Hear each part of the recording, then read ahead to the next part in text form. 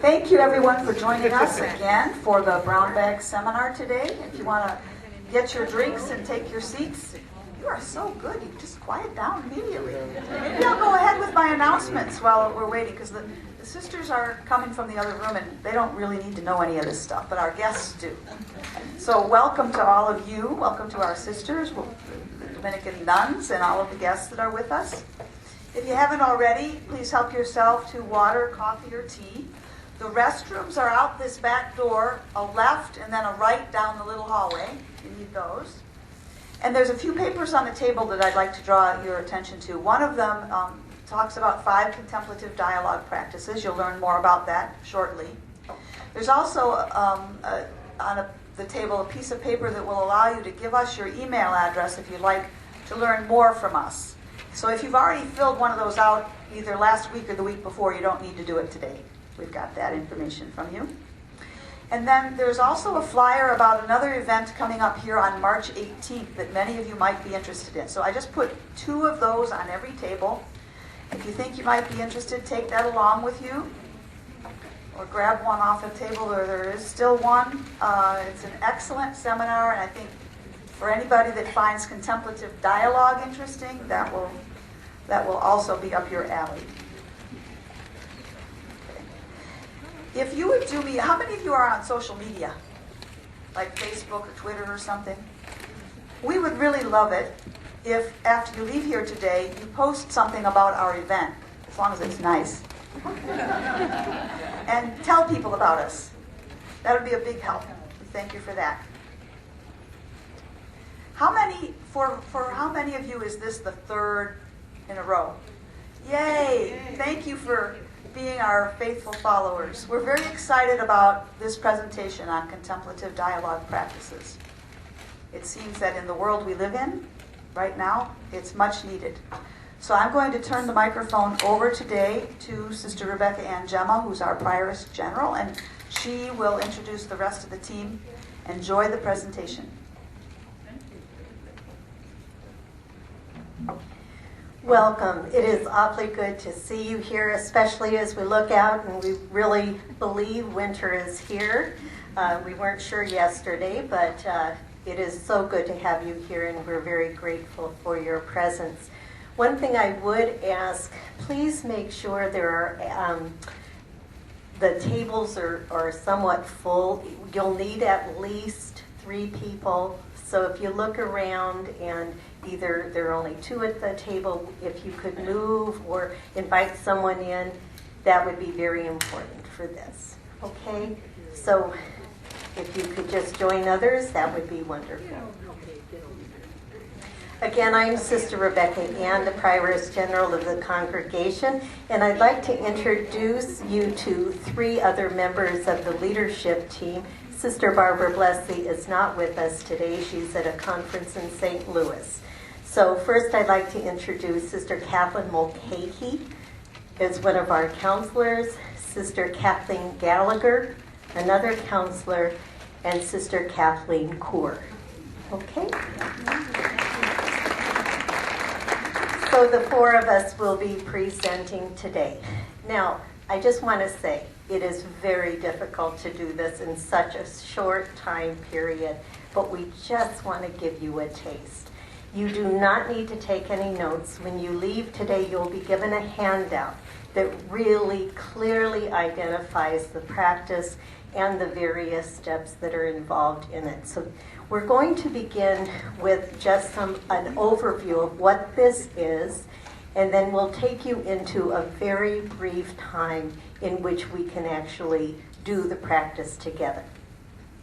So to begin, we're talking today about contemplative dialogue, unleashing the transformative power of communal wisdom. This has come from the Leadership Conference of Women Religious, known as the LCWR. Sister Liz Sweeney, a member of the Sisters of St. Joseph of Philadelphia, developed the process about 10 years ago. She is someone that has worked with organizational theory and internal development for many years. And she recognized that not always are conversations such that they are transformative. In many ways, they're informative, but not transformative.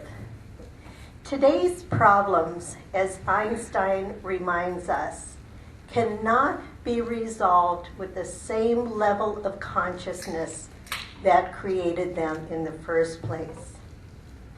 For Sister Liz, she recognized that pluralistic, scientific, and rational consciousness, which is mainly how we live out our day, it is not always sufficient for transformation of culture or to look at difficulties within a culture that are massive.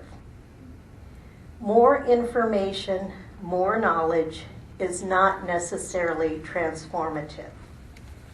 She contends that what will transform us and communities as a culture is to learn to grow our capacity to create fields of presence and love.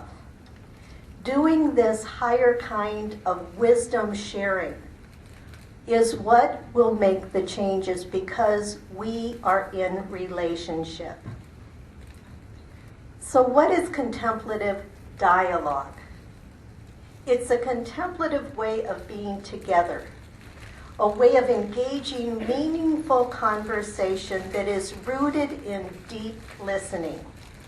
We listen from the inner silence that creates a space where something new can emerge. So we have the vision of the circle, there is the sharing, the deep listening, and from that, something internal will emerge. We come together as a circle of peers, of equals. No one is an expert. No one is teaching, no one is dominating, and no one is persuading. We come with the intention of creating a field of presence and love by grounding the awareness of what our hearts, that inner part of us, is teaching us and how we then will share it. There is intentional listening for something new to emerge. The word dialogue comes from two Greek words. Dio, which means through, logos, which refers to the word or the meaning of the word. So contemplative dialogue, we create communion through the meaning of the word. And so this contemplative dialogue, we translate our thinking into moving into our hearts, and then we share new possibilities. Now, it's important for you to know, some situations do not call for contemplative dialogue. It is helpful when we want to listen and speak with others to discern significant decisions, to think about questions that are important to us, and to come to a shared direction. It is not so helpful or even necessary, for example, when you're planning an agenda for a meeting or solving a well-understood problem.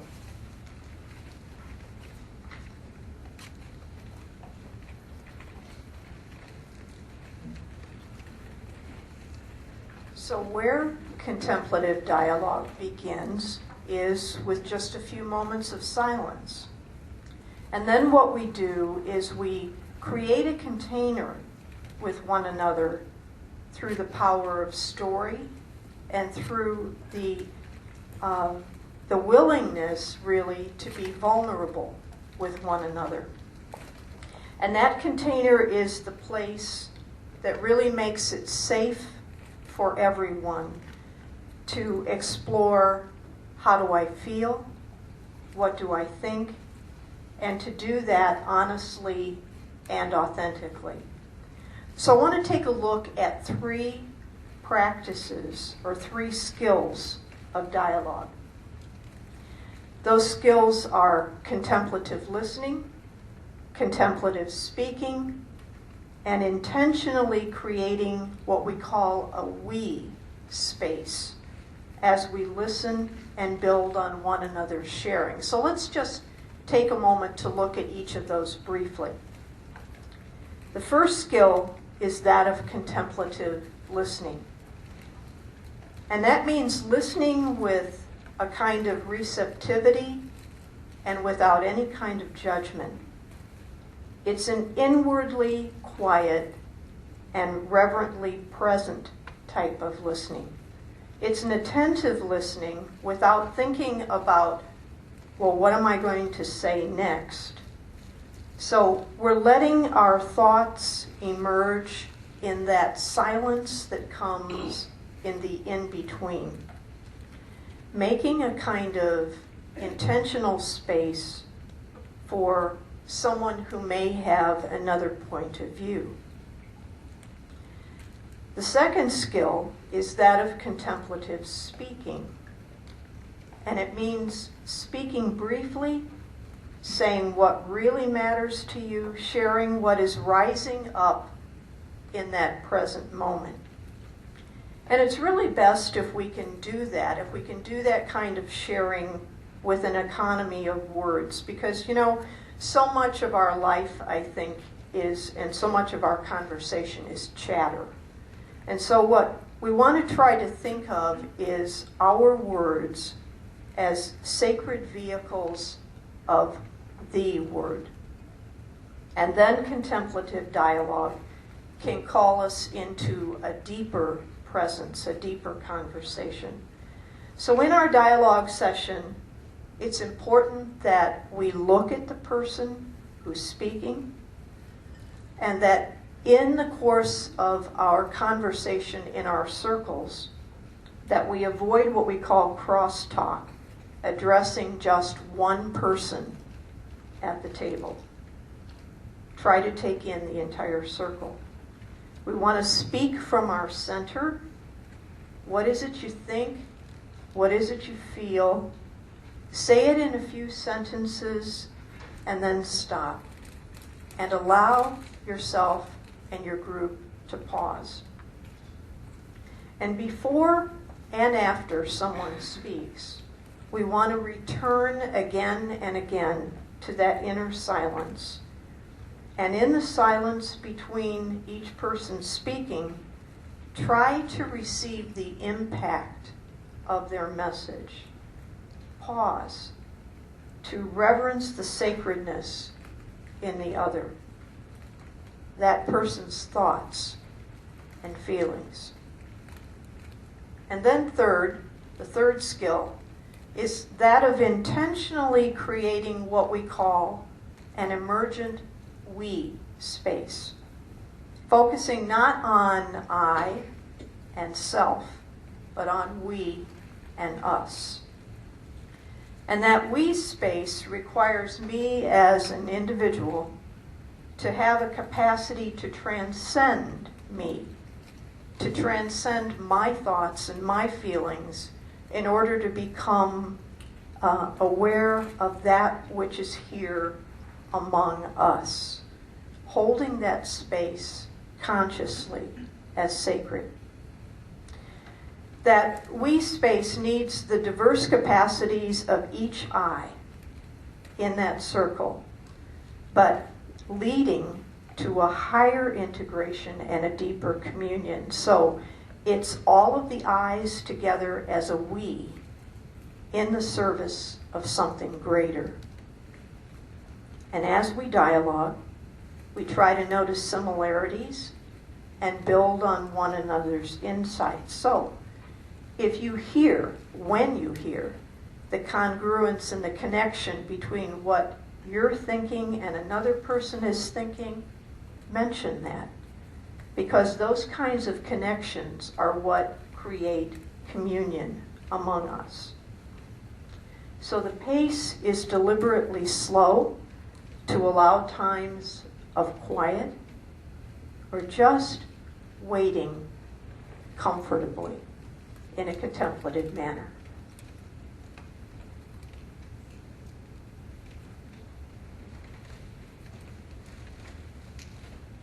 So some reminders about contemplative dialogue. Be aware of the we space that is created through presence with others. Contemplative dialogue is about engaging meaningful conversations that are rooted in deep, receptive listening.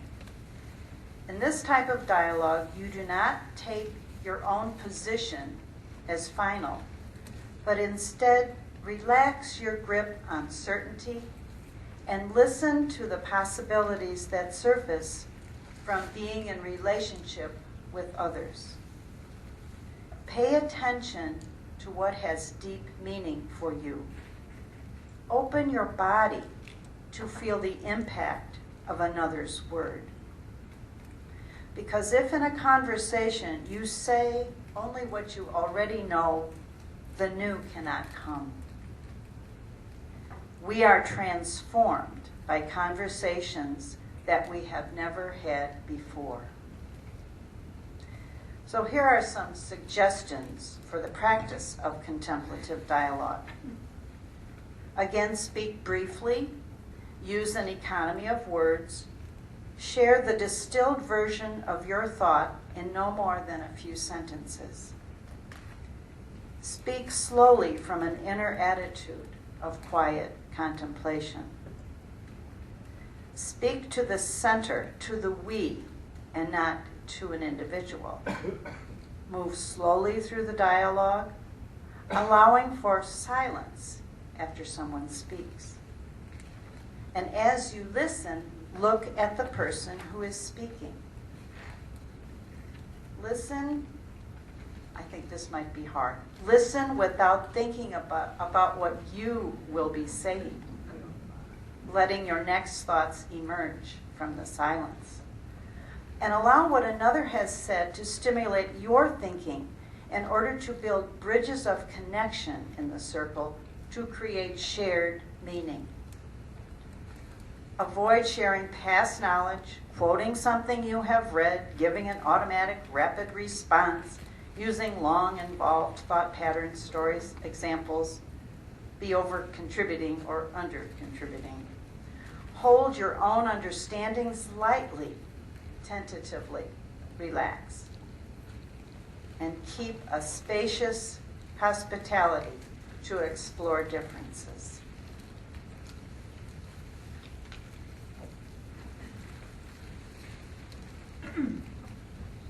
So, the outline, the steps of a contemplative dialogue session.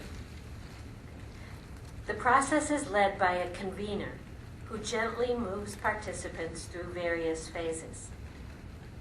Conveners use their own judgment to how long each phase should be. There's not set timing, checking for agreement with the participants as appropriate. It begins with a period of silence. Then there is brief sharing of how each person comes into the room right now. Building a container. The initial sharing, the convener poses a personal question and invites each participant to respond briefly. This question and responses are meant to create a space where participants get to know one another a little bit more deeply and begin to develop some trust. The next stage is the actual contemplative dialogue. The convener will pose a question to focus the dialogue. A period of silence follows. Instrumental music might be used during that time. The dialogue begins with each participant allowing others to share, each one sharing only once, and giving everyone a chance before anyone speaks for a second time. Participants attempt to build on one another's insights, listening carefully to each person and contributing their own perspective, always attentive to the emergence of shared wisdom. And the dialogue stops when there seems to be a natural ending, typically no more than an hour. In this case, it'll be a little bit shorter. And then at the conclusion, The convener will invite each person to share what he or she experienced in the session and what that person noticed about what was being created in terms of shared meaning through the dialogue.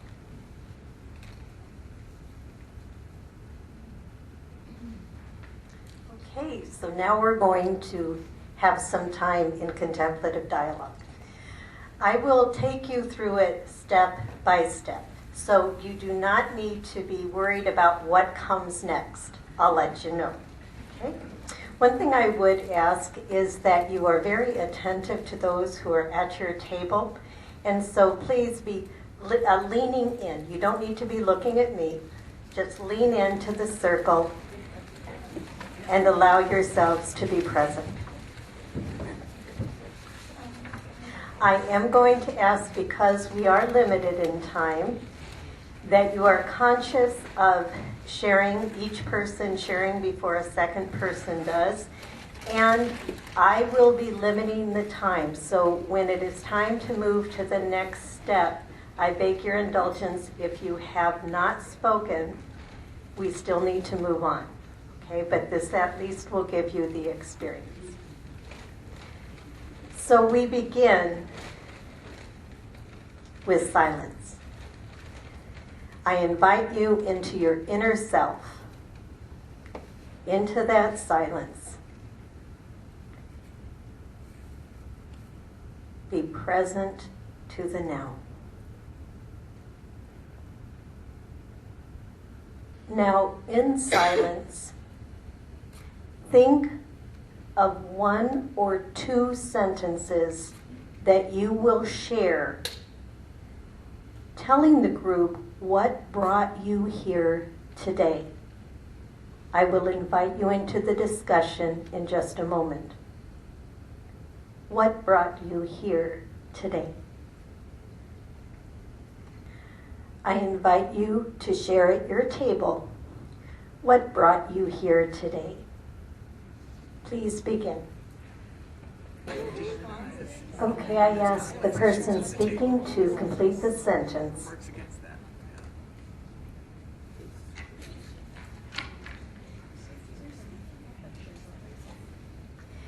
At this time, I would like to invite you into the question of focus.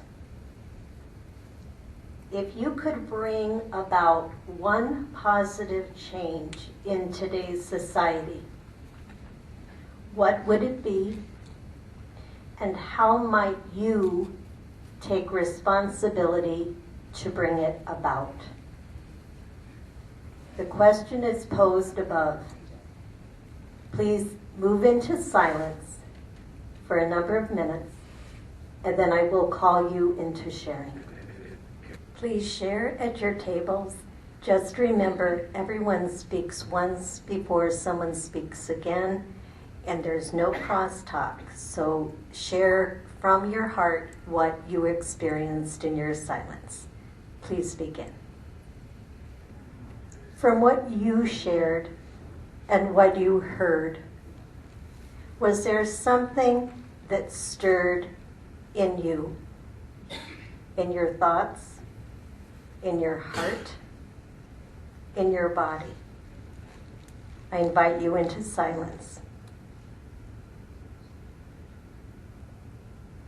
I invite you now to share what seems to be stirring within you from what you have shared and what you have heard. Please go ahead and share. Whoever is speaking, would you please finish your sentence?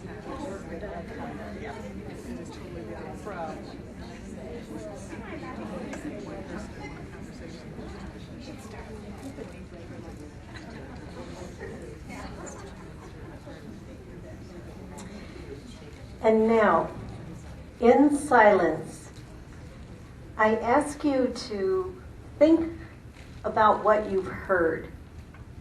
Is there emerging a collective idea, thought, feeling, process?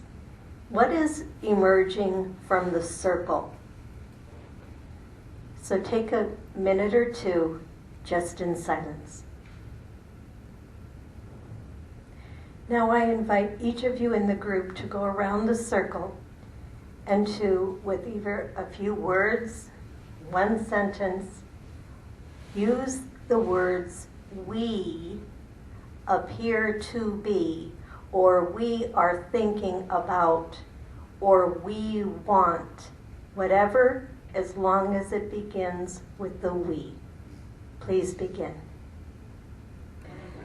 As we close this session, I invite you back into the silence to recognize your experience here this afternoon.